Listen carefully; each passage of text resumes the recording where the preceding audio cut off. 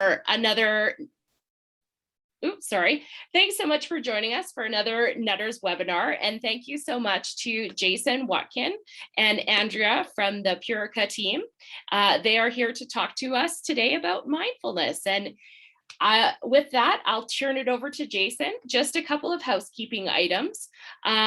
If you do have questions, feel free to pop it in the chat window or pop it into the Q&A section, and we will answer it towards the end of the presentation. And we have an hour to go. So with that, Jason, I will turn it over to you. Thank you again for being with us tonight. Thanks, Michelle. I'll do my best. Thank you, everybody who's on. I think I'd like to do a really informal presentation and really focus on the mind and body connection and what it actually does to you at a physical level. And obviously, in today's times, people really want to know how it's affecting your body. We talk about the body, and the science of matter and things like that. But I really want to bring in different mind teachings and simple things that you can do, and then see how it's a top-down approach. You know, mind over matter. It's even deeper than that. Talking about mindfulness. So background right off the bat is I'm a child of the 70s, so I think mindfulness was much easier back then without all these distracting devices that keep you entranced all over, and you keep on moving from one thing to the next. Your mind doesn't really get settled, and there's a lot of sleep disorders because of that. There's a lot of agitation, anxiety, depression because of that, because your mind's constantly looking for something, and also a boredom, an inability to really focus on purpose or anything like that. It's difficult more difficult for a lot of people to be inspired, and that's normal. In the 80s and the 90s, I was in sciences and medicine, and I spent about 800 hours in clinical practicum with medical doctors working with mostly to do with autoimmune or discoordinated immune system, so to speak, but other things as well. And then for the last 20-something years, I was in full-time studying comparative religion and philosophy, and started the last 10 years completely focused with, over 10 years completely focused with the Tibetans. And why I think that's important for this one, bringing it in, is the Indo-Tibetan and Chan traditions, they don't tell you what you should believe. They try to get you to look at your mind constantly, what it's doing, and look at even being with your body, a state of mindfulness, and seeing how you can basically coordinate or attune the mind and the body, and then go even deeper. But just the idea is trying to fuse my former studies in science and medicine with the teaching of the Tibetans and the Chinese and from India. So having said that, first I'm going to talk a little bit about stress, because everything basically nowadays, even in mainstream, they agree that inflammation underpins it. I'm talking about things like obviously arthritis and those kind of things, or inflammation anywhere in the body, obviously easy. In the digestive tract, irritable bowel syndrome, inflammatory bowel conditions like Crohn's and colitis or diverticulitis. And then you also have with diabetes, inflammation, and cardiovascular disease, inflammation, but also dementia. So all of these, everything's basically related to some inflammatory process that's got out of whack. It's no longer about healing and walling things off so that invaders don't get in parts of your body. It's just a chronic inflammatory reaction. And so we'll talk about inflammation, but inflammation, pain, and spasm, they are underpinned or rooted in some type of damage or irritation. So some type of damage or irritation has to happen, and then inflammation. Inflammation doesn't come from nowhere. So it's coming from a deeper seated issue of chronic degeneration or irritation or invasion. And then underneath that is stress, psychological or physical stressor, something that is making it difficult for you to adapt, a state of homeostasis or balance or equanimity within your body. All the spiritual traditions, the ancient contemplative traditions teach all about equanimity, and mindfulness in its deeper root is that. So anyways, getting to the core of things is stress. Interestingly enough, inside your cell, the initiator of the stress reaction like the commander in chief that starts the inflammatory cascade when it notices damage or something, is called MSK1.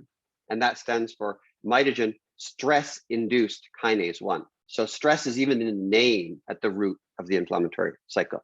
So our slogan, we've redone our slogan because we used to have this one, is Simply Beyond. And that's what I'm going to talk about at the first part of this presentation. Then I'll talk about some products that can help with this. But Simply Beyond is, if you take this through all of what I'm saying tonight, to make it simple, in this picture even, the blue sky, they call it the sunlit blue sky mind. So beyond this idea of the mind being trapped in thoughts, emotions, habitual reactions, stances, beliefs, all these things, those are like clouds, and they're always moving and changing. Just through your life, we're always changing different things we believe. Some things are more rooted, but we're still changing them. Those are like the clouds. They're fleeting, they're transparent, they're constantly changing. And then basically the nature of the mind underneath it all, just awareness, is the blue sky mind. And so that I'm going to try to bring in some science to kind of explain how we might look at it in a modern terms, what the ancients were trying to teach and what only a very few really end up practicing. And okay, again, before we go to the next slide, the mind and body at ease, free and clear, that's the blue sky mind. If you think about this, the hard question of science today, that matter or physicality or energy. So there's something there. You're always trying to look for a label of what builds us, whether it be some type of energy or string or hadrons, things like that, quarks. They do not understand in science consciousness. And so people just relegate, oh, that doesn't matter anyway. It's consciousness is some kind of thing that comes off matter. It's not even important. It is very, very important because it is the nature of how we experience everything, is consciousness, and that is immaterial. So it's not part of matter, that your idea of you being subjectively aware of what's going on and what drives you in your life and how you experience pain, how you experience the world, your senses, everything occurs in the mind. That's consciousness, consciously aware of something. And then there's even deeper, the nature of consciousness. So anyways, I don't want to get too esoteric, but the idea is that science has no idea still, after these hundreds of years, what consciousness is. And they can't explain it or how it happens. So they continually say, like I said, it's an accident of matter or an epiphenomenon of matter or an artifact of matter. That's kind of silly. So anyway, hopefully this will help thinking about mindfulness. Just think about that blue sky mind is what we're going for. That's the state when you're in a state of healing. You're super bright, super aware. And then from there, you can deal with life much more effectively. And that's a top-down approach. It then affects every process in your body. It puts you into a parasympathetic state, which I'll talk about in a sec, that makes your whole body in a state conducive to healing, to joyfulness, to energy, to basically age-defying kind of feeling. So having said that, here we go. Start the presentation. Like I said, I'll try to keep it nice and informal. Mind disturbed, mind at ease. Okay, the HPA there that I put. So the sympathetic is the stress mode, right? So this is your fight or flight, freeze or fawn responses. The fawn responses is putting your game face on. You're faking your life, kind of. Oh yes, yes, yes. When you really mean, oh, that kind of thing. That's the fawn response. So the freeze response, think of those fainting goats. They'll just faint when they get completely stressed, or deer in the headlights. You freeze. That's the freeze response. A lot of us are in fawn response all the time in our lives, in our jobs, in everything. We're faking how we really feel about something and what we'd really like to say or think, and it causes a lot of tension and some funny kind of interactions with people, or not so funny kind of interactions as we're trying to play the game. The fight or flight is easy. Fight is aggression, hostility, and flight is fear. So the HPA in that's the hypothalamus pituitary adrenal axis. Your adrenals sit on top of your kidneys, and they're all about producing hormones that initiate the fight or flight response once it's initiated by your nervous system, which is a habitual reaction of the mind. When something happens and your spidey sense or whatever go on, then you can have a reaction. And a lot of things are habitual from your past. and they're not really appropriate for what's happening right now, but your nervous system's kicked in. Nervous system is stimulating the adrenals, which then stimulates the rest of the reactions. Increased blood sugar to drive the fight or flight, so you need a lot of energy. Your heart rate goes up, your breathing becomes shallow and rapid. Your bones and things break down, your muscles are breaking down to provide fuel, because everything is about protecting yourself in a state of stress. So this HPA mode. The other side, the sympathetic mind at ease, which is blue sky, parasympathetic, HPT, that is the hypothalamus pituitary thyroid axis. This is a state of more ease. So when you are in a state that you forget about time, and you're loving doing something so much, you can't believe that hours went by, you thought it was just a few minutes or half an hour. That's a state you're not thinking about time. You're not wrapped up in any kind of agitated feelings like I can't stand this person, or oh, they find it irritating, oh, that kind of thing, or judging yourself. You're just in the moment. And everybody's had those. Some people know how to drop into that more readily, and some people make it a practice to get into that. So anyways, the HPA mode, the more you're engaged in that fight or flight, freeze or fawn response, you're inhibiting the HPT mode. So right off the top, think thyroid issues. We have a state of intense thyroid issues, which can be completely initiated by the HPA mode, because that neutralizes or inhibits the HPT mode. So just by getting out of stress, you can deal with your thyroid and potentially get off different drugs if you're on them that don't even work that well with a lot of people, Synthroid and things like that. So anyways, that's these two coordinating or supposed to be in balance effects. What we're trying to do and what I'm talking about today is moving people more and more and more from the mind disturbed to the mind at ease. And that's where you start to feel different. You become more intuitive. I'll show you some of the points here. So if you look at the differences, I'll try to go through these pretty fast because we have lots to cover, but instinct is something, if you define them more appropriately or technically here, instinct in the Indo-Tibetan tradition is more defined as a fight or flight response, a habituated response that we have. And a lot of times, like I said, it could be against your brother or your sister or your mom or your dad or somebody that works with you, that you have this type of gut reaction because they remind you of somebody, or you've had some incident in the past, and then your body and your mind just keep reacting in ways and you wish you didn't.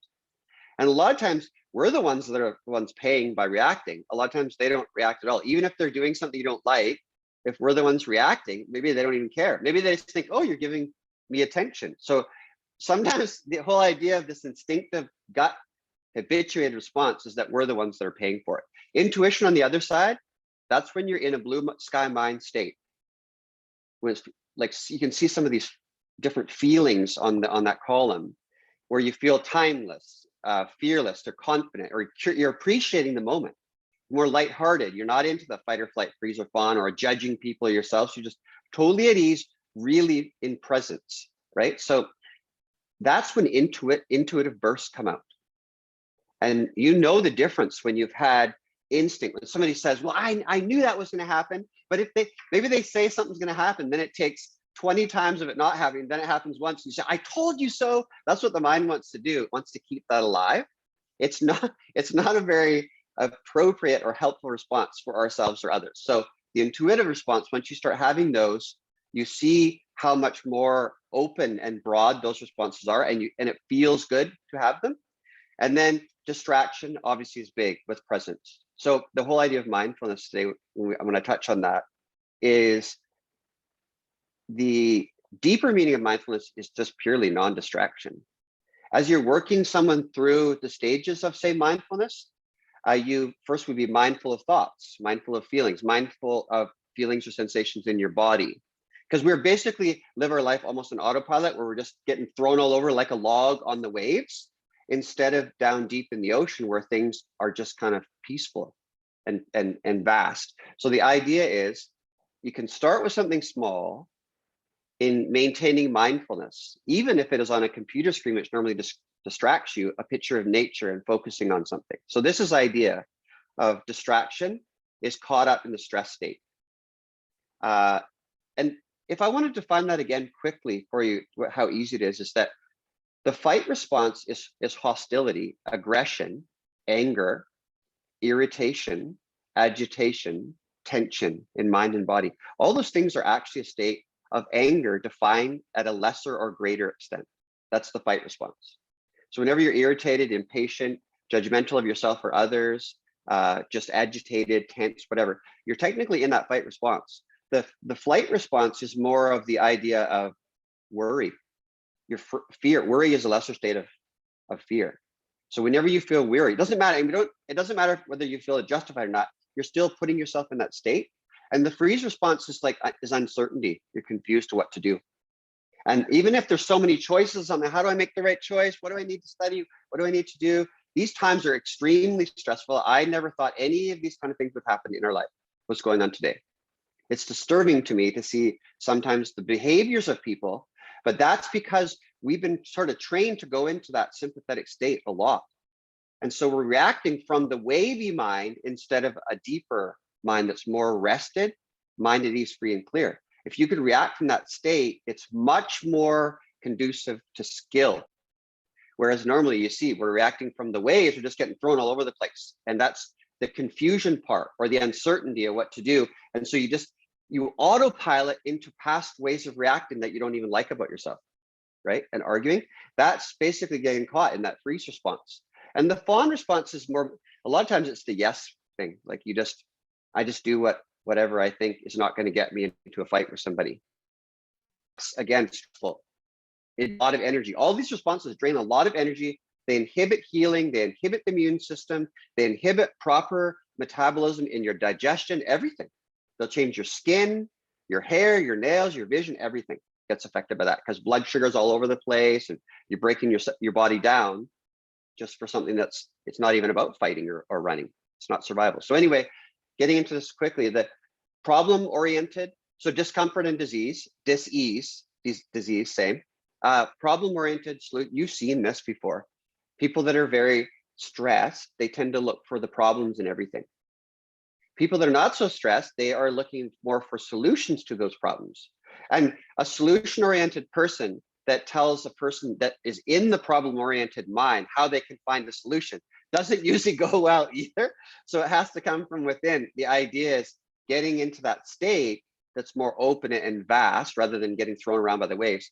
You do start to feel solution-oriented with intuition, especially it comes. And you'll find your natural state of wisdom is there. Whether you think you're intelligent or not on the factual thing, all these different facts like in school, that's not what I'm talking about. That's not wisdom. That's maybe knowledge of different things. But wisdom is when you have access to that blue sky mind, you'll act more skillfully and you'll blow yourself away typically when it starts to happen more and more because it's effortless. You don't need to try to act or think or anything. Agitation and restfulness. Some of these are easy, right? Fearfulness is obviously tied into fear, feeling overwhelmed. And if you have anxiety and depression, things like that, to help you move into this state, you'll find that so many things that you thought were a condition, because that's what the pharmaceutical industry likes to do, tie you into all these conditions that they can give drugs for. In modern medicine, it's kind of interesting. Same as in natural medicine, people looking for all these problems, but it can just be moving away from that stressed mindset into the mindset, which is more natural. When we're not getting bombarded with all these things and your whole nervous system starts to calm down and then everything starts to change. Time-bound, timelessness, apathy, aggravation versus appreciation. So this is really cool. There was a study and they had 2,000 participants and it was basically looking for the traits of happy and successful people. And they put them into different categories. There's columns. And so the two top traits, the top trait beat the rest of the 23 after it all together as more important than all 23 of those combined.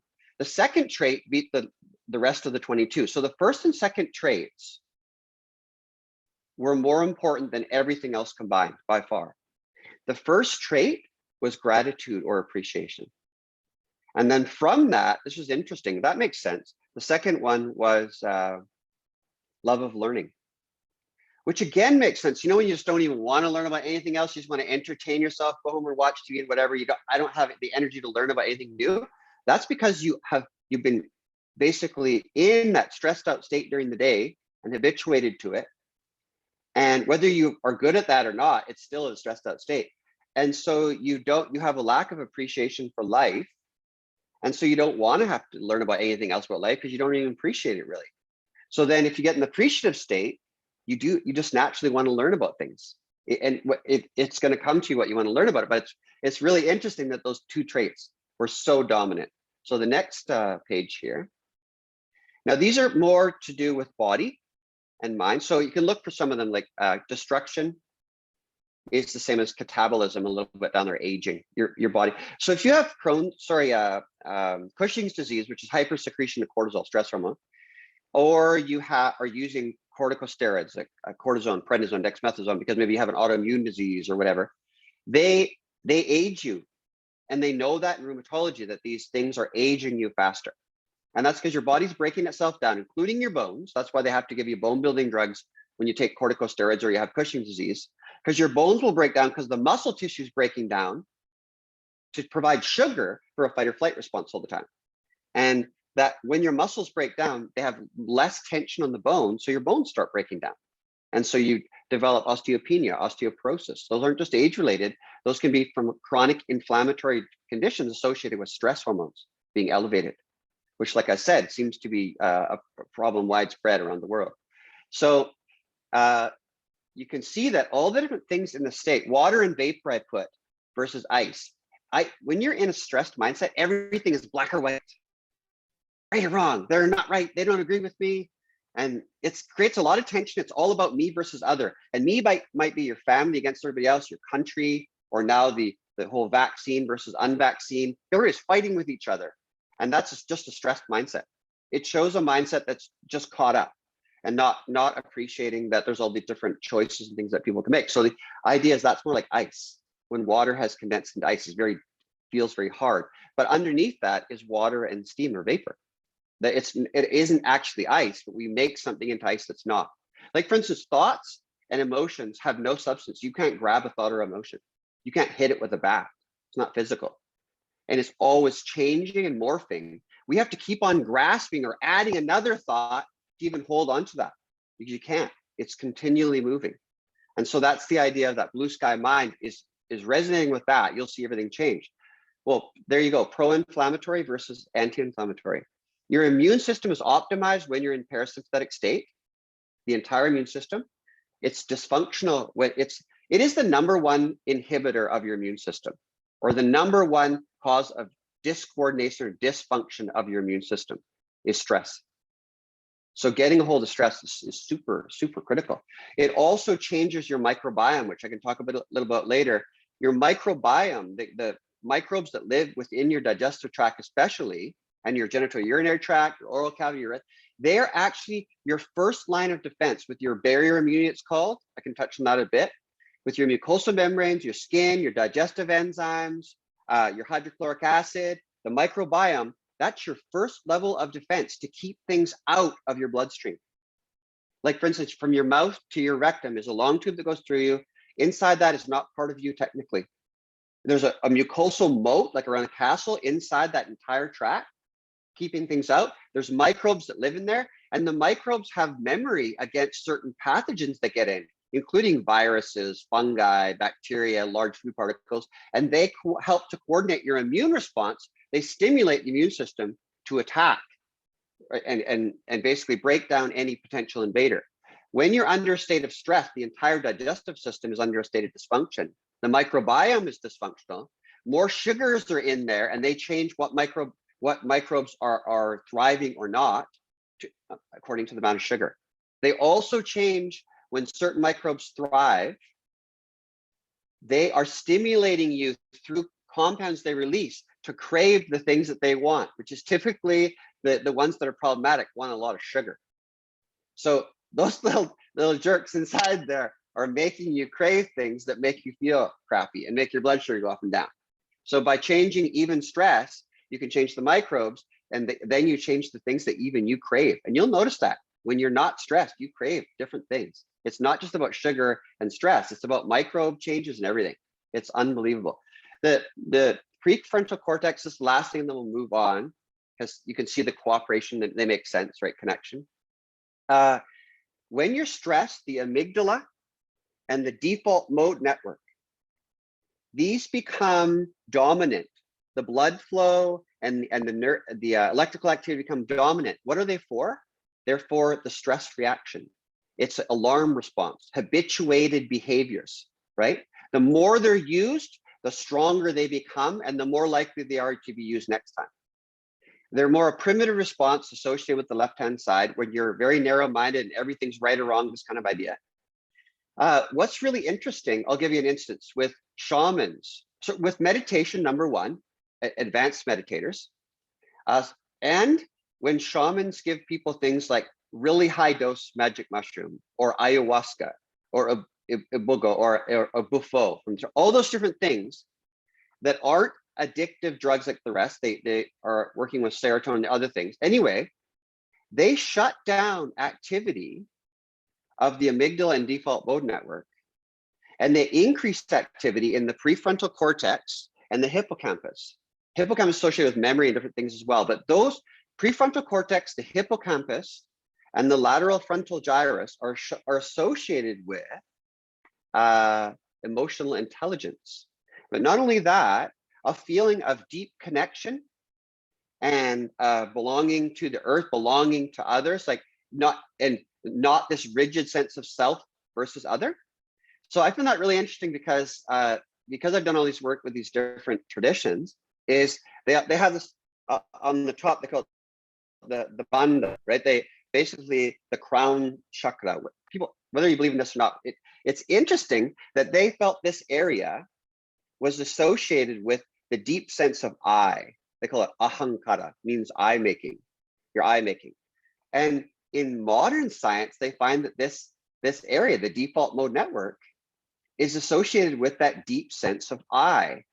And when you have done deep meditative state, or like the shamans working with you with these different things, or even really a lot of fear or lights like the First Nations people would do to get you out of your mind, well, that's turning off that area that you associate with that chronic state of you, of me, and allowing you to feel more connected. And that changes everything. There's a state of appreciation, gratitude. It's shutting down that area and allowing you to feel that. So that can be a fleeting response and difficult to maintain. And that's what really mindfulness is I think in order to feel really inspired by something, you have to know that there's some type of deep experience or something that you can have. And that's why sometimes you work with different masters or whatever, or if you had an experience, it could be that you had a near-death experience, or you had this experience where everything just felt like it fell away and you were right there, right here, right now, in deep creativity, whatever it is you know it's there. You know the blue sky mind idea is there. Even if you only had a fleeting instant of it, that makes it easier to want more of it, to practice. And that's where mindfulness comes in. If you don't have an experience, it makes it more difficult to keep going. And that's why they say in meditation at the start, or mindfulness, you should never do it for too long, because then you can leave it in a bad state where, oh, I couldn't get it, I couldn't get it. Instead, just work at short little periods, could even just be a minute. If you have an experience of everything dropping away and you feel really at ease, free and clear, really clear mind, but really at ease, stop there, because then your mind, you want more. So that's the idea, is try not to go too long with these things. You just be little shots. The Tibetans are very much into that, and they teach just to go for really short periods, have a good experience, then right away break out of it. And then your mind starts to resonate with that and attune to it. So anyways, the whole idea again is to increase, to get more and more in the right-hand state, less and less in the left-hand state. Any questions, by the way, we can do at the end, because it's hard for me to go back and forth to the chat. So sorry if I'm skipping those. I'm not skipping them. I'll handle them later, if that's okay. So there again, I talked about that earlier. Anti-inflammatory and analgesic, right? That's what you need in order to get a successful product or practice in your life. It needs to help to deal with the inflammation, the spasm, the pain, the lack of flexibility, all these things. So you have an analgesic kind of effect. Then underneath that, though, you need to stop the breakdown. Like, why is my body acting like it's way older or habitual and breaking itself down? need to deal with that. And then also the stress component in the bottom of that. That's what things like yoga and things like that, or being out in nature and doing something on the water, like kayaking, canoeing, things like that, where you are just totally relaxed. And if you can get out of your head, and that takes practice, it's really good if you can practice some type of mindfulness, which I'll talk about in a second or ago. And then you go and out into nature. Start with not trying to be around too many people, but go out into nature. Or if you can't do that, you can put nature and nature sounds just on your screen and just sit with that, even for a couple minutes. If you can start to attune with that different state of mind, it's not just a tiny bit different. It's different in a major way. So, anyway, it's hard to put your finger on, but it's so different. You'll find that when you have to constantly try and remember things, to do things, to this and that and this and that, and how I do this, in our life we do a lot of that. This is more like, that's learning to ride a bike. We act like we're learning to ride the bike our whole life when it has to do with all these things we got to remember and things like that. Whereas the blue sky mind is more like, you already know how to ride the bike. You don't have to think about it at all anymore. As a matter of fact, you can start doing tricks and everything on the bike. That's a different mindset, completely different mindset. And it's much easier to not get wrapped up anymore in that when this mind stuff becomes more dominant. So again, that's what I'd like to talk about. So I want to talk about a few products now that can help you get into the state and practice more effectively. You don't have to have them, but I found that over all these different years, there's definitely things that are helpful, especially in the beginning stages, to get more into this mindful state.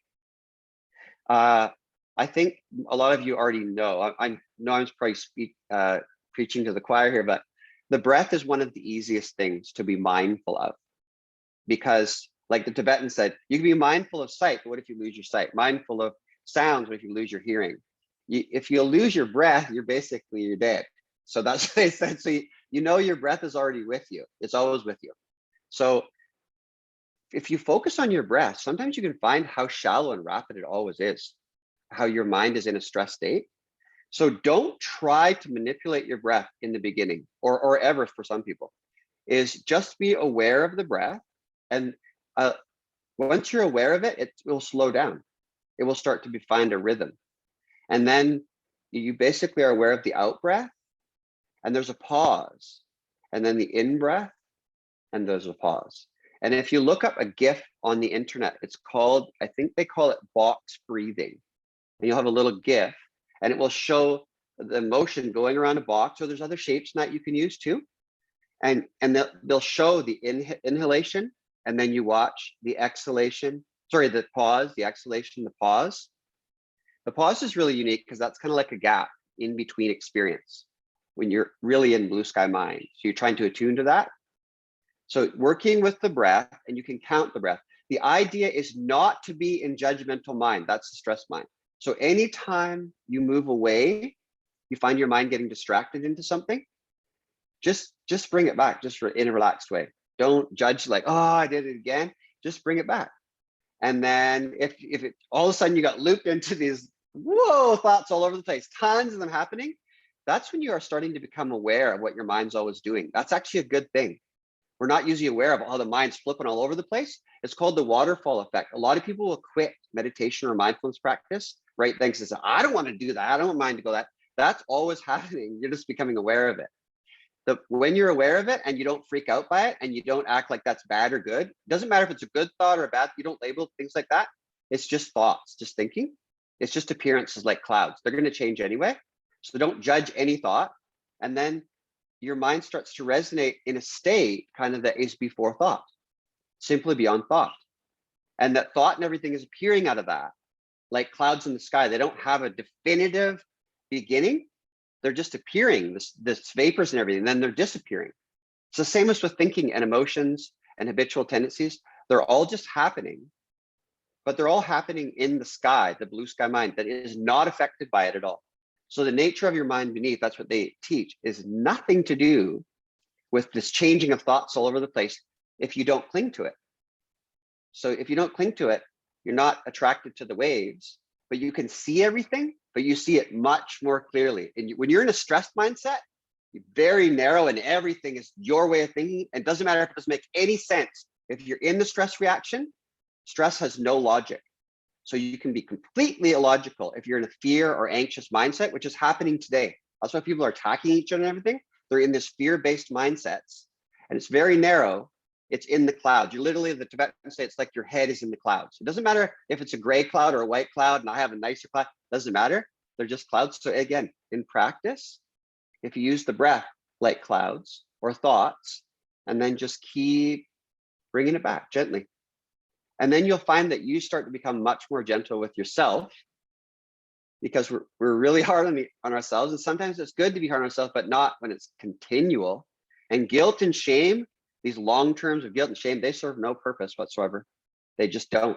They cause problems for others because we're in that state. Other people get affected by it too.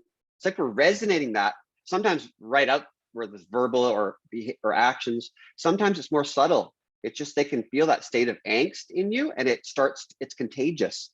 So there's no point in being guilt and shit. So anyways, they teach that just to keep on coming back. So that's mindfulness practice really is about noticing, keep on coming back. Then you don't even have to notice anymore, like riding a bike. It just starts happening. You won't get caught up and cling into thoughts. And so I'll leave you with a quote on that one. There was a famous Tibetan master or Indian master, Tilopa, and his student was Naropa, which was a brilliant student out of Nalanda University. And he knew everything about the teachings of all the different religions, including in the Buddhist teachings. And so he had all that down, but he get into blue my mind. So the teacher found when he was finally in a state where he's getting all strugglers in Naropa, he said, it's not appearances of your senses, thoughts. It's not appearances that are the problem. It's grasping. And then he said, stop grasping. It's as simple as that. Is grasping at all these thoughts and adding more. It's a habit. And we justify it a lot, but it doesn't serve any purpose, and it's contagious. So anyway, that's what I'd get on. Now I want to talk about a few products that can help you get into the state. Because if you're in a lot of pain or other things are going on, it's difficult to try this mindfulness of breath, because your mind will get pulled on or to the pains or things you're experiencing or mentally. So recovery. Okay, this product just got the Gold Award this year for the best pain product and bone product. And it was designed for healing. It's over 20 years old. That says a lot to, after 20 something years, be considered the best in our industry by clinicians and health food stores and pharmacies.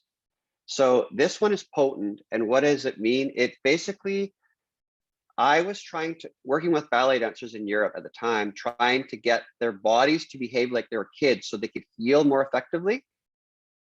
And so that their body would act more like it's in the parasympathetic state, which kids seem to do very well. They can jump back and forth, and that's changing in today's society.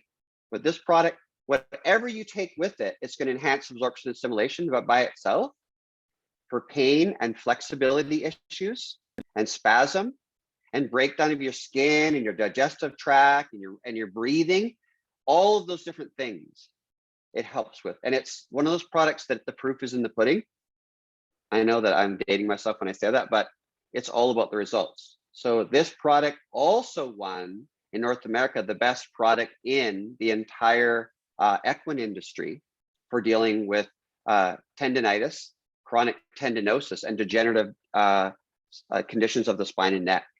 So this is a potent product. Any animal you can think of has been on the animal in rescues, like elephants, Siamese fighting fish, whatever.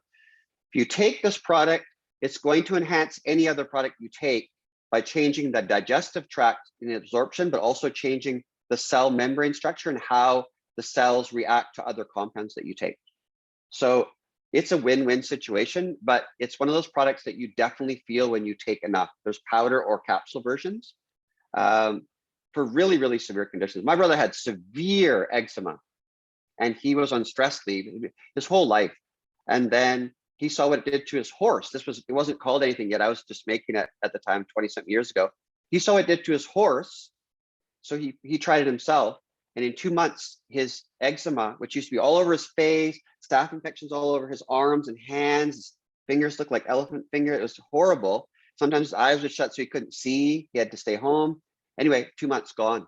And that's over 20 years ago, with serious psoriasis, things like that. Autoimmune kind of conditions, what I was specializing at the time, connective tissue disorders, but anything to do with aging too, and inflammation and breakdown. Those first two things in the three things to do with anti-inflammatory, analgesic. Second one is the anti-catabolic, inhibit breakdown. So age defying. So recovery really is an age defying product. It works exactly the same as animals as it does with people. There's big animal versions, there's small animal versions. Don't even have to advertise it at all. And that's a huge part of the company for dogs and cats and ferrets, things like that.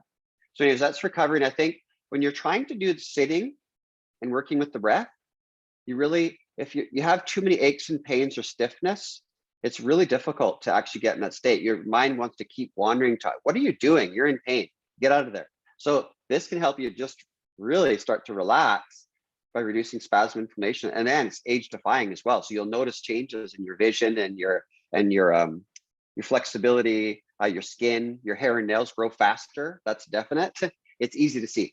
Recovery 3.0, because you tend to have to take quite a bit of the powder, 1 to 3 teaspoons mixed with juice or something like that, or from 5 to 15 capsules. Some people don't like that, even though it works really well. So we finally came out with a version due to one compound, which I'll talk about in a second, that allows for really rapid reduction of inflammation, which is what most people are trying to deal with.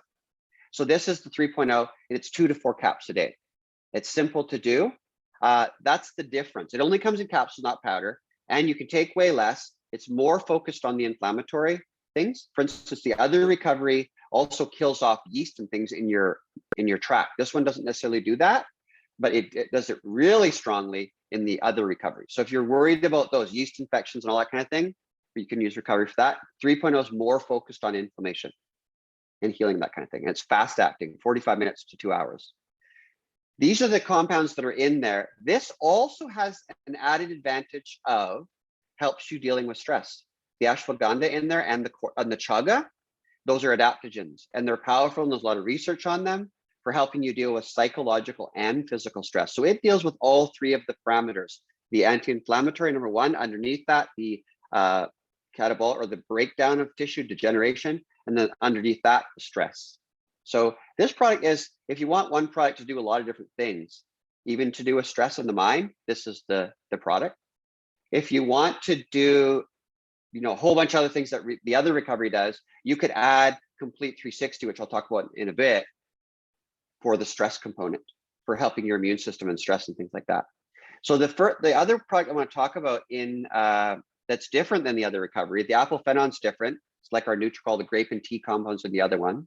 Similar, they're all polyphenols. This one's got apple. But the curcumin is a new form of curcumin.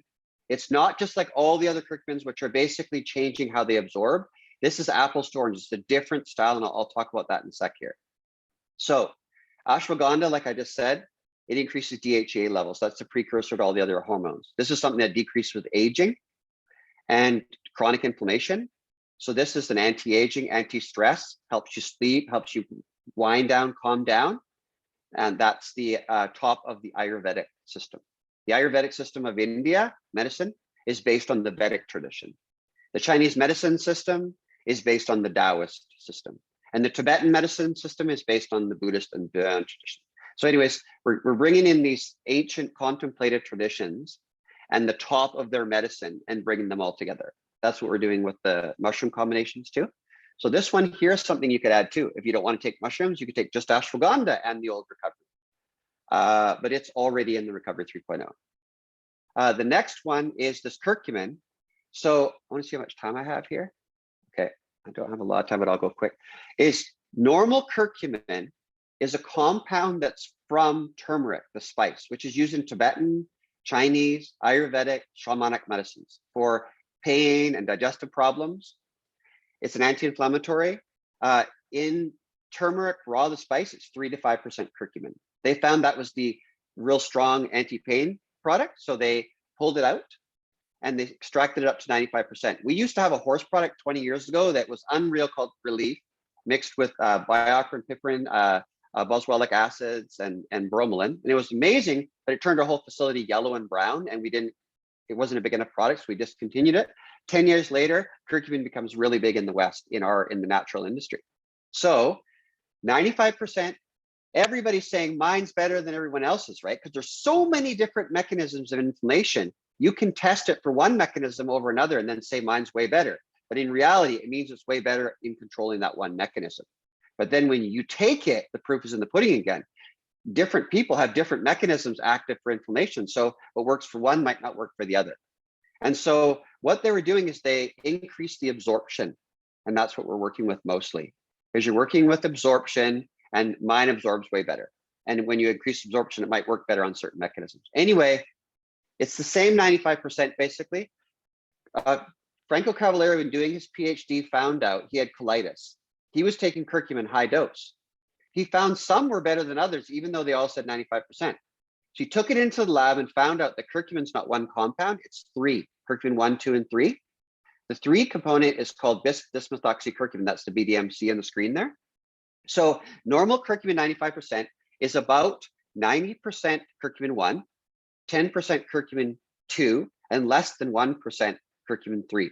So it's very small percentage. When the product that he took had a little bit higher level of curcumin 3, even a fraction of percent, it worked way better than the other one. So that's when he concentrated the BDMC component from say 0.5% up to 30%, so 60 times greater. And the results are significant. For instance, as compared to aspirin and ibuprofen, it can be 10 to 14 times stronger as an anti-inflammatory, whereas curcumin as a whole is not quite as strong. Less side effects than aspirin and ibuprofen, but not as strong. Far stronger as an anti-inflammatory. So the second one, when you go into this, is it works really quickly. And the reason it works really strong, I mentioned earlier this MSK1 here. That's mitogen stress-induced kinase. It's like the commander-in-chief inside the cell. When something happens that is inducing a damage or inflammation, MSK1 is like the commander-in-chief, like the president, that then says, okay, we're going to go to war. It then tells the heads of all the military, NF kappa B, that one there, NF kappa B, are like the generals of the different aspects of the military, say the Air Force, the Marines, the Army, the Navy, Navy SEALs, this kind of thing. They're still inside the cell. It then tells all of those soldiers to get active outside the cell. That's your cytokines. We've heard about the cytokine storm with COVID. And when it's out of control is when it causes a lot of damage. We don't want that.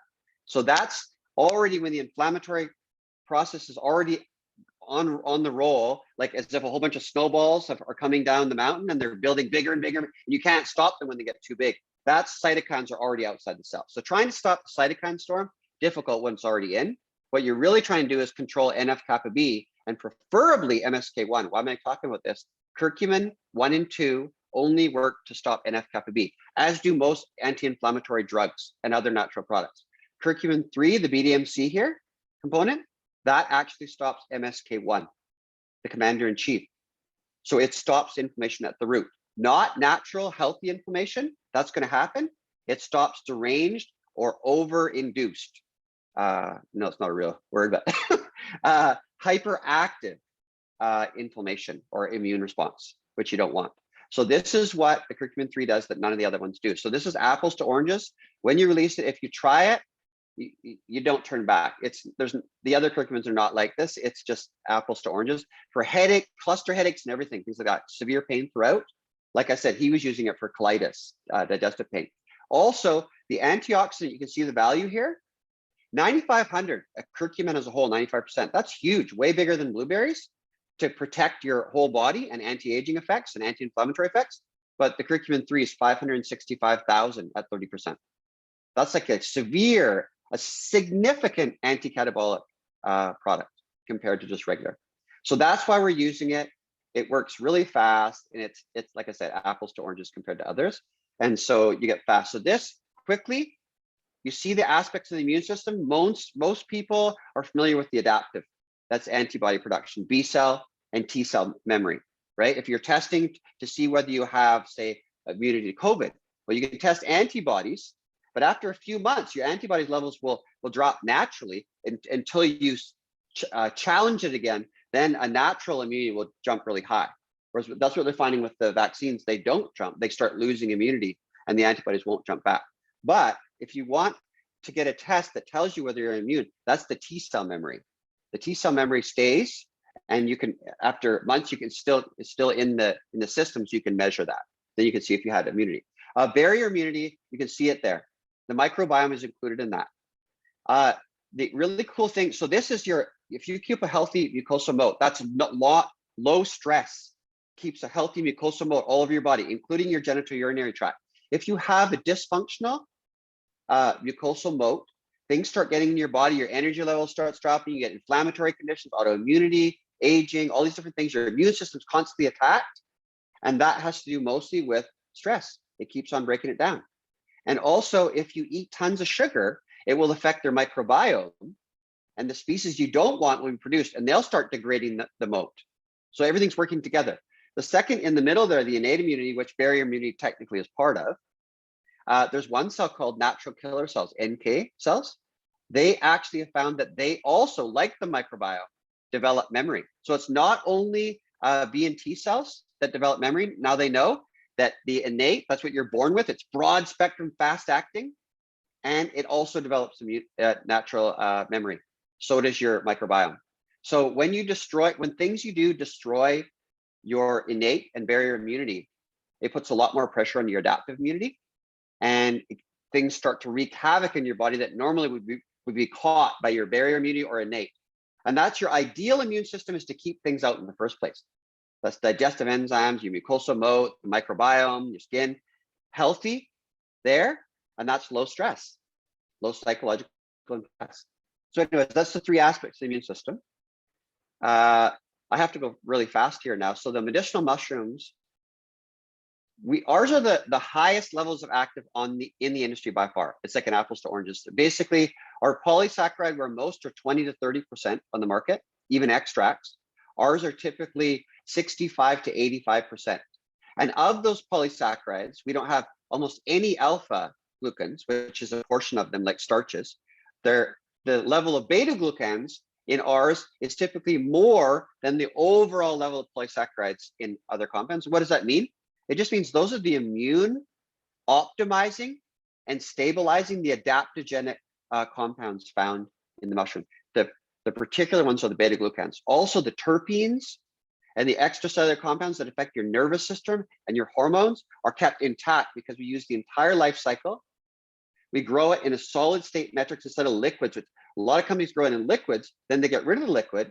That's where a lot of the extracellular compounds that are the magic of mushrooms, so to speak, that help you to calm down and get a more calm and clear mindset, get into that right state, parasympathetic state. So we're keeping all those intact. And then we're using a process called jet milling or micronizing to make really tiny particle sizes that release all the actives out of the indigestible fibers. We don't have a lot of chitinase that breaks down the fiber in our body. So we depend on a lot of mechanical chewing, but we still don't get a lot, especially of the compounds that are in low supply within there. This micronizing lets them all free, and it doesn't degrade anything, and it helps support all your different structures in your body, including your liver, because a lot of these mushroom compounds are liver supportive, and then your liver starts to detox better. So this is an amazing process. We made these when we were working with this. We were mostly dealing with AIDS and cancer and hepatitis patients. We weren't planning on selling this for 2 years. So anyways, this product is made as a strong medicinal product. It's whole food, has all the vitamins, minerals, even vitamin D2 and D3, amino acids, trace minerals, macro minerals, and all of the actives in really high level with almost no growth medium, grown organically and in vegan style. So anyway, is the way we process and grow our mushrooms is second to none and produces really high actives that affect your nervous system, your immune system, your endocrine system, and you feel it. And there's one product in particular I want to get to quick because we don't have a lot of time. That's the idea of what a mushroom is normally like, and the chitinous like a crab shell matrix. And this is what the micronizing does, which we use. We don't take a very big margin on all of our mushroom products because we weren't planning on selling this. So we were doing all this stuff to it that cost a lot. We were giving it away in our community in Duncan in the Cowichan Valley. And then when we had to take it to market, because we were basically begged to, because they were stopping products from shipping across the border. So we decided to take a way lower margin on all these. That's why we were able to put them out at a fair price. Otherwise, they should be 2 to 2.5 times the price they are on the market if we took normal margins in our industry. Anyways, I feel like that's a good one. This is what we do. It's in-house. There's nothing grown in the wild. You grow things in the wild now. It's not like ancient times where there's no pollution. There's tons of pollution now in the wild. So mushrooms suck all that up. They're like an environmental detoxer. That's why you don't want to have really natural mushrooms out in the wild anymore, because they suck up all the toxins. That's what they do for the environment. They're helpful that way, but not helpful if you're taking a lot of them internally. Also, even our staff, when we're manufacturing, they get exposed to natural light. So we're not like a normal manufacturing facility. We want everybody to be happy. So the whole company, we even have natural light. And all of the manufacturing facilities, they're kind of underground or in facilities where there's no natural light. So anyways, they get sunlight too. There's some of the mushrooms. I don't have a lot of time, so I want to get quick on this. Each mushroom has a particular thing it does. They all help the immune system. They all help stress, but each one has its particular benefit. I'm going to go quickly through them. Lion's mane is mostly for the mind and nervous system, including in the digestive tract, right? And they're studying it for Parkinson's, Alzheimer's, dementia. Ours is really powerful, really high actives for this. That's what our NPN is for too, like a DIN number. CHAGA is the best one for stress and anti-aging, right? And CHAGA is actually white. The brown stuff here, 80% of wild CHAGA is birch fiber. So ours is pure CHAGA. It's 100% CHAGA. The antioxidant level is massive. And the Soviets did experiments. It was the #1 thing to help you deal with psychological and physical stress. I'm gonna check the time here. Okay. CORDYCEPS is it's basically the regent, the monarch of energy, increasing ATP, increasing oxygen, tons of research. It's the most expensive natural product in the world. And ours is going to produce really high levels of cordyceps and HEA, even beyond what the ones that you pay for in the wild, 250 to 300,000 American per pound. That's how expensive it is. Normally grows in a caterpillar. Ours is grown in-house on things to mimic a caterpillar, exposed to natural light. Anyway, it's anti-aging. In Chinese and Tibetan medicine, they used it for kidney yin and yang, which is most of the things they think about kidney access in modern times would be associated with the adrenal function. As you know, the adrenal is also called the suprarenal, sitting on top of the kidneys. And a lot of things with energy and youthfulness, increased testosterone in men and women, so libido and confidence, that's associated with these hormones being in sync. And there's nothing better than cordyceps. Adrenal exhaustion, full exhaustion where you have to have coffee and energy stimulant, cordyceps, there's nothing like it. Next one, turkey tail, mostly used, a lot of the research with cancers, and that is what most people promote it for, but also just lung infections. Cordyceps works for strengthening the lungs, like for asthma, bronchitis, emphysema. Turkey tail is more for lung infections, chronic sickness. So you can use them all together. It's better to combine these things. That's why I want to go quickly on this. Red reishi, stress, it's the chill pill. For faster acting than chaga, over the long run, chaga, but faster acting, mixing red reishi and ashwagandha and magnesium, amazing for getting to sleep without losing mental clarity and cognition in the morning. When I've had to do lots of lectures, day and night on the road, even 10 days straight, I use that combo and your mind stays really clear and you sleep. Your mind doesn't overthink, you just calm down. It's not about sedating, it's just about getting you out of that cloudy mind, that mind disturbed state. Immune 7 is the one that's won 2 years in a row, best immune product. And this is 20 years. We gave a lot of this away before it just became a product. We never intended to. It works for really, really serious conditions or taken as preventative. Immune's in the name. It's a combo of 6 mushrooms and our Nutricol from our recovery, the grape and tea compounds. It's a very strong antiviral. This one is the one you'd see a lot of the data on viral. I have to go quick. Adrenal support is mixing the best of Chinese, Tibetan, and Ayurvedic medicine in 3 compounds, chaga, cordyceps, and ashwagandha, all organic, certified organic again. And this one is for full-on adrenal exhaustion, or you just need more energy. So someone needs better immunity, dealing with stress, everything, but they're more focused on energy, this is the one. Immune 7, if they're more focused on the sickness, that's the one. The third one's my favorite, is Complete 360, also called Universal Harmony in the Sensations line. That's mixed with organic cacao. You can make drinks out of it. This is the new packaging for that. Complete 360 is my favorite product of our whole company. For a meditator, for trying to get your mind out of that default mode network and more into that prefrontal cortex, hippocampus, lateral frontal gyrus, emotional intelligence, relaxation, clarity, that's this one. Or if you're just agitated all the time, worried all the time, judgmental, distracted, this is the product that's key. Like I said, if you're more dealing with total exhaustion, use the adrenal support. You might end up switching then later to Complete 360. Comes in capsule, powder, or Universal Harmony in that form. And there's the whole lineup. It's experiential, the line. So it's in the name. Calm, that's ashwagandha. You can see the names, chilled vibe. Universal Harmony is the #1 seller. Mindful breath next, and evening calm. They're all big, but there's different ways of taking that are more fun. It's less expensive to take it that way too. Also, you can give it to kids or make mochas out of it with coffee if you want to, or by itself as a hot or cold drink. You can shake it up like chocolate milk. Just a really, really fun way to take it. And if you take the powders in the other ones that Complete 360, you can mix it in soups. You can put it in salad dressing. You can put it in smoothies, and it's just a food. So you can be taking it all the time, and it's a certified organic product grown to really high levels of active ingredient. Every serving of this sensation is a true therapeutic serving. We're not just adding a little bit. So this is another way to do it. The last one I'll do quite quickly here. I want to just talk about, everybody's heard of probiotics with acidophilus and bifida, especially in yogurt or kefir. The whole idea though is almost all of that is a byproduct of the big ag business dairy. And those strains are not the type of strains that are typically growing in humans. So you have to keep on using them if they get effects. But what you really want is you want human strains that grow in humans so that if you take them, they're actually forming your microbiome in your digestive tract, and your urinary tract, and even sometimes respiratory areas, is they are then living with you. There's more microbes in your digestive tract, trillions, than there are all the cells in your body. Most of your stool that's produced when you go to the bathroom, about 80% is not even from you. It's the microbes when they're living and dying and all their byproducts. So basically, they're a huge part of you. They're involved in your immune system.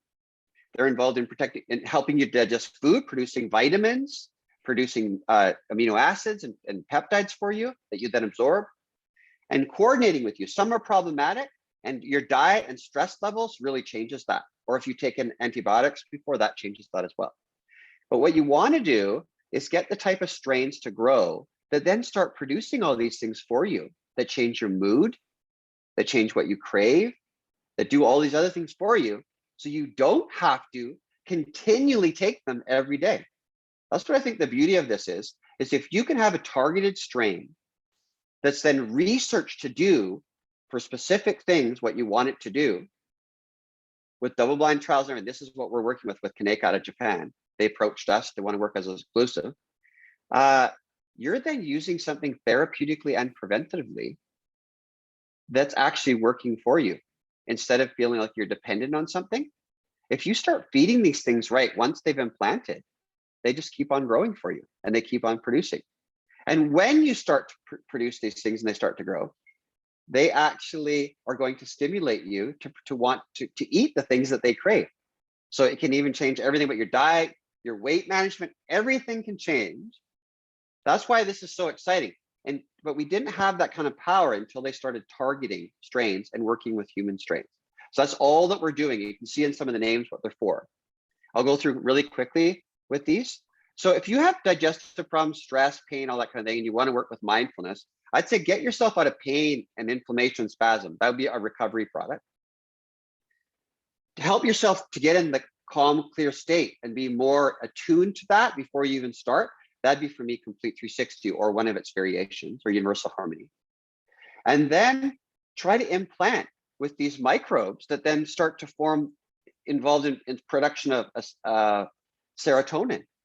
Like for instance, 95% of the serotonin circulating in your body is stimulated in production by your microbiome.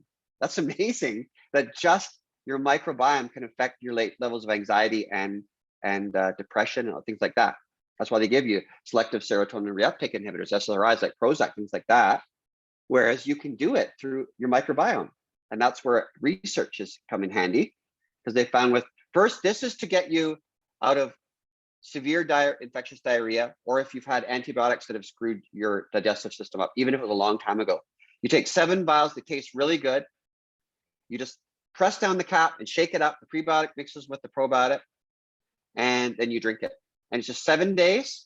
And sometimes if something's really bad, you could take 2 of these, two vials every day for 7 days. But after that, then you start to work with the probiotic that's more suitable to you, which is, like you can see some of the things that are in here, what it does. This is going to go quick now. This one, intensive GI, would replace what most people take probiotics for, like for digestive function, everything else. If you're looking at that as why you take probiotics already, this one, it can replace that, but it also works with irritable bowel syndrome. And there's studies on this. We have the double-blind trial, but also works with anxiety. And anxiety is often tied into the gut. And I could get into a big presentation on this, and it's fascinating because the enteric nervous system or the gut brain can operate independently of the central nervous system. They didn't know that. It operates like an old ancient brain within you before you got totally tied into thinking and everything else. And that's why you can feel things sometimes in your gut. It's a lot tied to survival response though, so it's not always the greatest thing. So if you can get that under control, it can help you deal with anxiety in a big way, which is obviously tied to depression as well. They're like pendulum swinging back and forth.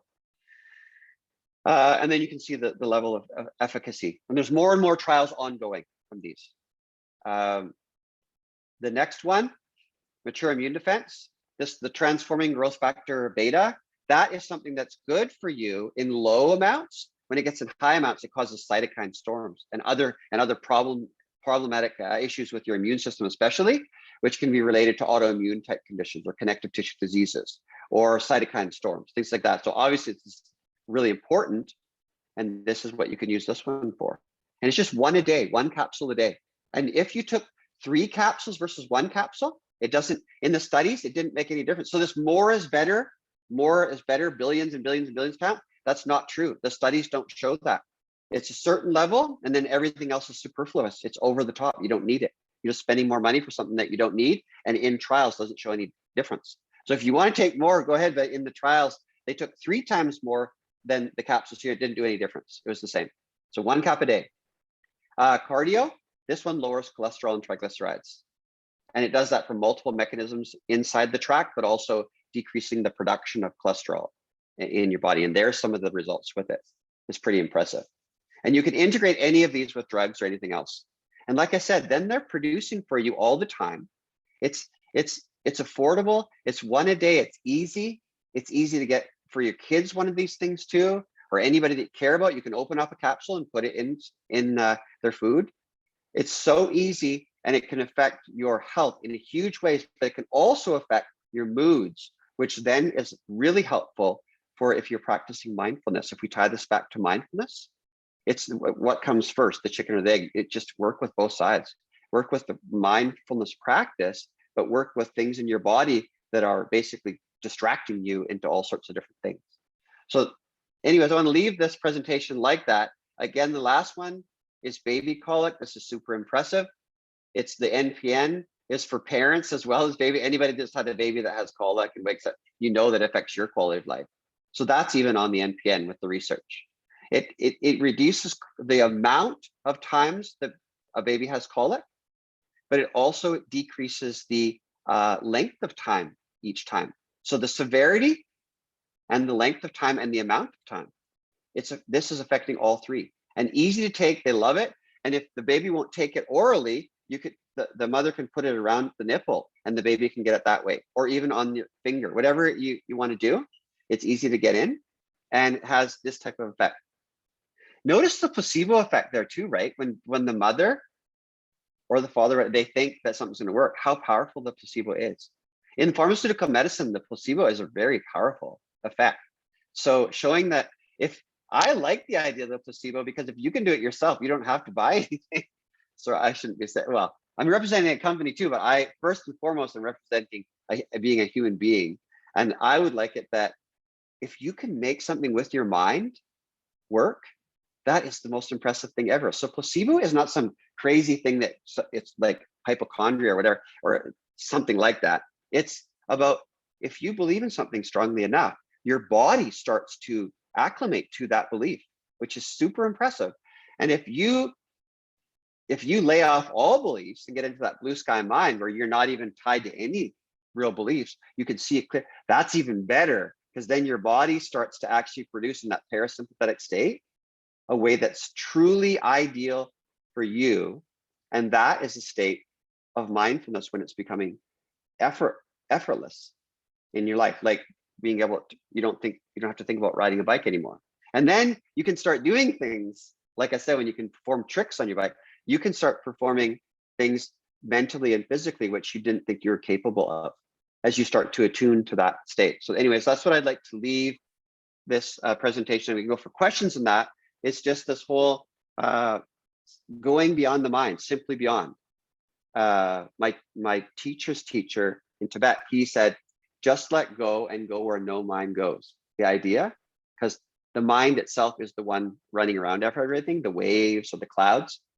Go beyond that, and then there's that mind at ease, free and clear. And that's where you truly see healing. And everything else you take in your life or do in your life will work better, because they're all attuned to that mind at ease state. So anyways, if you have any questions, feel free. Michelle, we do have one question, actually, Jason. Okay. It comes from Lisa. And do any of the products conflict with traditional medications at all? Yeah, so I studied pharmacology as well. So I didn't mention that earlier when I was studying medicine. We make the products so that you can integrate them with standard drugs. And how you do that, if you really focus on adaptogens, things that don't stimulate or suppress or affect the kidneys and the liver, if anything, the positive effects, then you can integrate them with drugs. So right off the top, recovery was our first one that I formulated over 25 years ago. It was made to be safely taken with drugs. And so all of the mushrooms and everything else, yes, they're definitely made to be safely taken with drugs. Fantastic. Jason, we do have a couple other questions. Just wanted to cover. Thank you. That was really wonderful. So one of the questions is, I have colitis and Crohn's. Can I take your supplements, and which ones should I take, or do you recommend?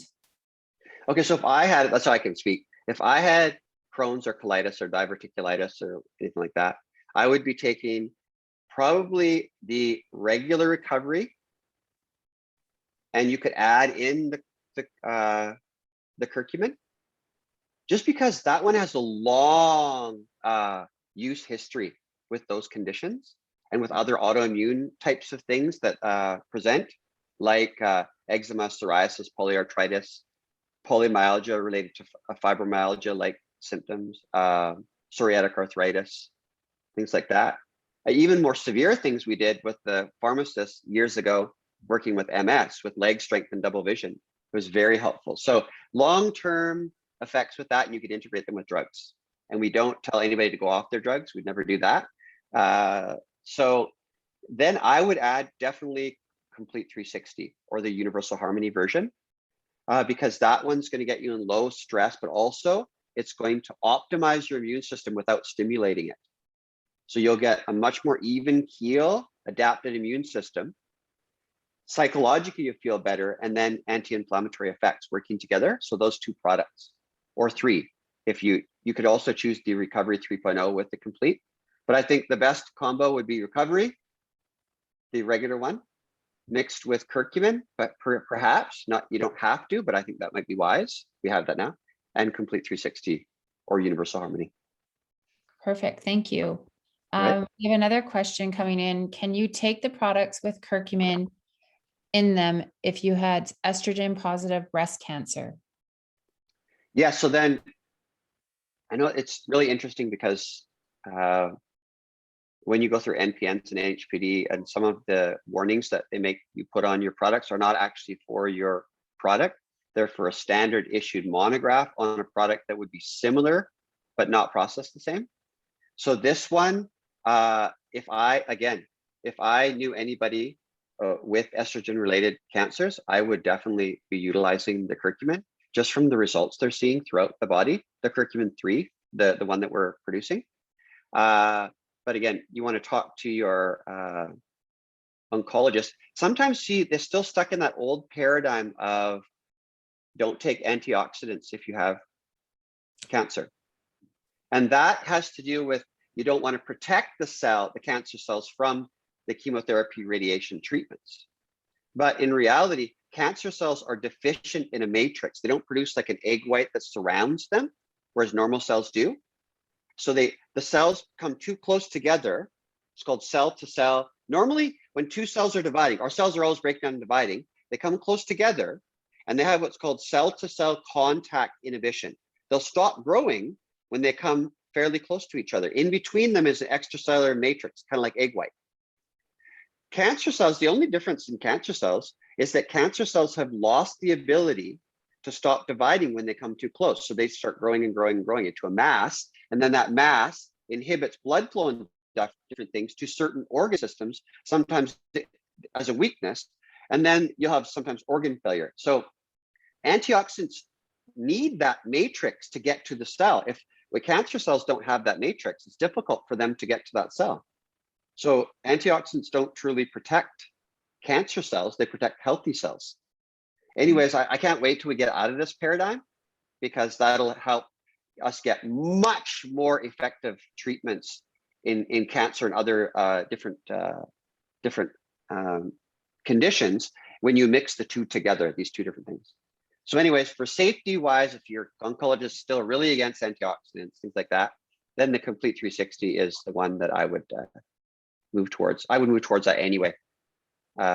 If I had cancer, I'd be taking Complete 360. That'd be the #1 thing I'd be taking. And then the curcumin, I'd probably add that too. But for me, for sure. And we've seen with the Immune 7 and Complete 360, we've seen things that are below your mind. You're just not allowed to talk about them in the mainstream, but they literally blow your mind. I do think it's ethical not to be able to speak about it. That's how I feel about this issue, because of the results that we've seen with people that everything was failing and they were basically supposed to die. So I think that they should start merging these things together to be truthful about some of the research into this. And I think that will happen one day, but it's just, they're still blocking that right now. Thank you, Jason. All right. Just one last question here. If I have a 6-year-old who is always sick with colds, runny nose, what should we give her? Okay, so if they're 6 and they're always struggling, I think that you should get them a probiotic, maybe the Immune or something that basically recharges their microbiome, but I would give the Complete 360. I think that for your immune system, you could do Immune 7 too, because it's in the name with Immune 7, so it's easy. But the Complete 360 for me is even more powerful than Immune 7. And like I said, you can use a powder and just put it in their food, and they don't need very much of it. And that will start really strengthening without stimulating, strengthening their entire immune system. But you also might see changes in their mood and the way they behave, just more relaxed and more clear-headed. And that's sometimes kids are under a lot of stress. Like I can't even imagine being a kid right now with all the things that they're doing to the kids. I just don't. So imagine how much stress they're really under, and they're trying to fake it, that fawn response all the time, that everything's okay, that they're depleting their immune system. Some kids are suffering much more than others. So Complete 360 will give them that edge to really calm your child down into the parasympathetic state. Perfect. Thanks. Wonderful. Sorry, Andrea. Some really great information tonight. Unfortunately, we are over time. We're almost half an hour over. So thank you to you, team Jason and Andrea. Thank you for the wonderful information tonight. I think you blew a couple minds, which is fantastic.